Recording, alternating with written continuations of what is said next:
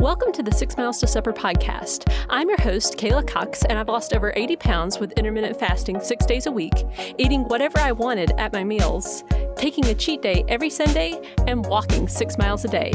And I'm here to help you on your weight loss journey.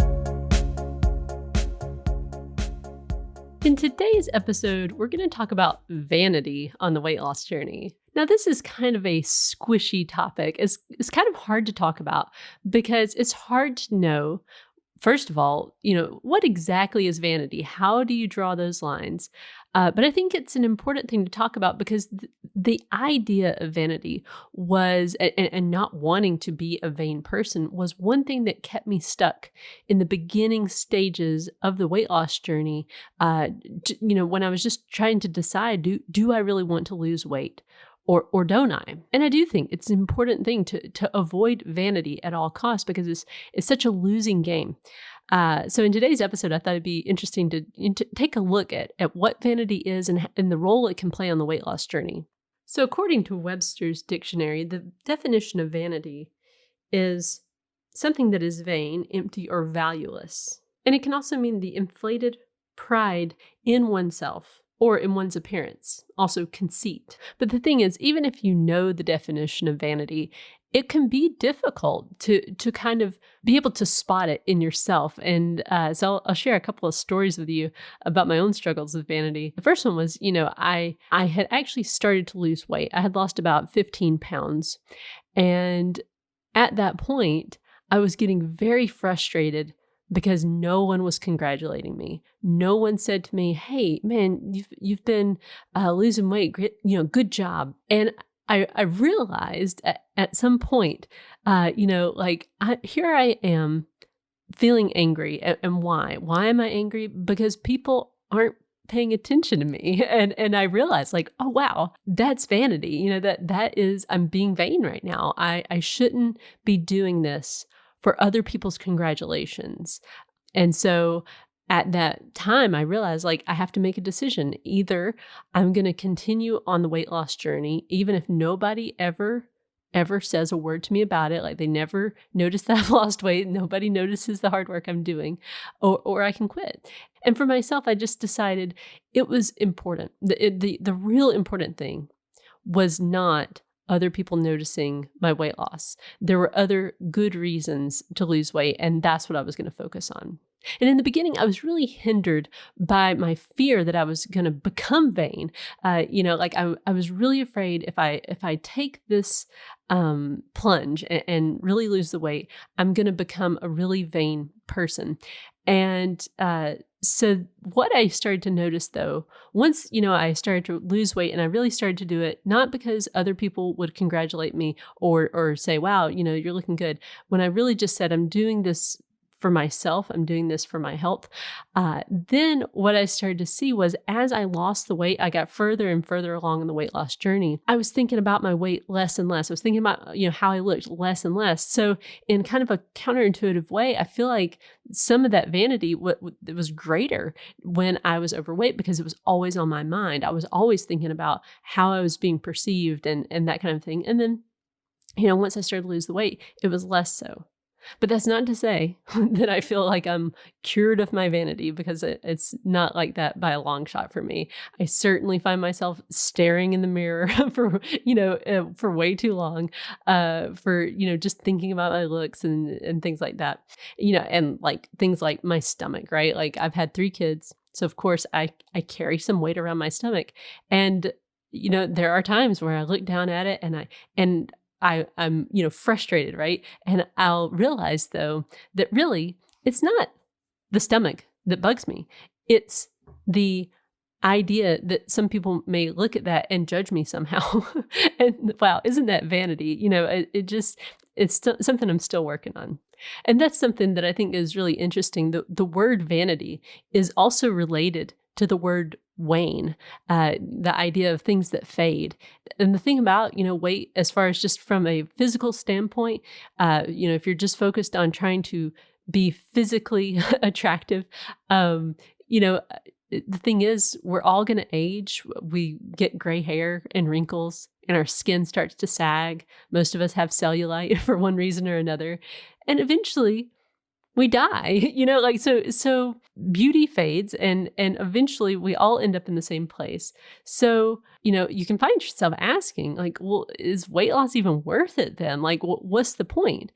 And I would say that there is a danger there if you take it to the extreme of thinking, oh, well, the only reason you would want to lose weight is so that you look better or to get attention. But there are lots of good reasons to lose weight that are deeper than that.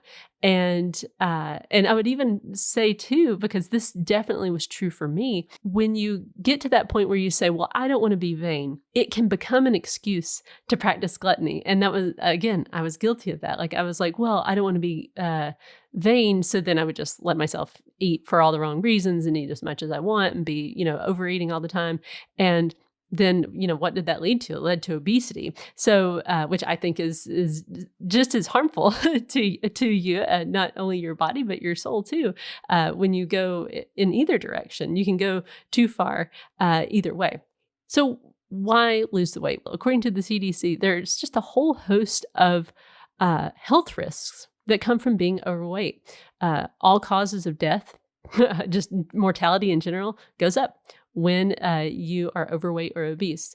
High blood pressure, high cholesterol, type 2 diabetes, coronary heart disease, stroke, gallbladder disease, osteoarthritis, sleep apnea, breathing problems, cancer, a low quality of life, mental illness, and body pain. And I think some people might look at that list and say, well, yeah, but you could be at a normal weight and you could still have a stroke and you could still get gallbladder disease. And that's absolutely true. Losing weight is not going to guarantee you that you're going to have perfect health. But the one that really stands out to me is low quality of life. And if I could pick out just one thing from my weight loss journey, like as far as the one way my life really improved, it was just the overall quality of life that became so much better because I wasn't carrying around the excess weight. The thing is, like obesity, it touches every minute of your life, it seems like, from like the way your clothes fit and just moving around, because you're moving like every day, you move around. And when you feel, just like too heavy, it's actually physically difficult to move around. It just touches like every moment of your life. But what I found was once I got down to a weight where I was just at a normal body weight, I wasn't overweight anymore, my quality of life was just so much better because these things just weren't on my mind anymore. It was really just freeing, just to say, hey, I don't have to think about like how tired I'm going to be when we walk around this amusement park or when we go to Walmart or whatever the thing is. It's just such a weight off of your mind. And so right now, if you're in that place where I was, where you're kind of thinking, well, I don't want to be vain, but I do feel like I want to lose weight, and you're trying to reconcile that in your head, I would just offer to you, you could look at your overall quality of life and ask yourself, what things might be made a lot better by getting rid of the excess weight. And like I said in the beginning, this is one of those squishy issues. Like I feel like it takes just thinking about it and examining your own motivations and really asking yourself, why am I doing this? And then figuring out, are you trying to just gain other people's approval? Which, in my experience, other people's approval, it's just never going to satisfy. If you're waiting for that moment where somebody notices your weight loss, people have congratulated me, and it's so short-lived, and you certainly don't get any congratulations when you've been maintaining. You just don't. And so you kind of have to figure out why you're doing this for real. And I think that once you focus on those reasons, it's a lot easier to lose the weight and then also to keep it off because you're not looking for that external acceptance. And one issue that you may find yourself with is once you've decided, okay, I want to do this for not reasons of vanity, but just quality of life things, that can make goal setting a little bit more difficult because, sometimes the goal number is kind of a vain thing. It's like, well, I want to get there because so-and-so's there, or, you think that will give you acceptance among people.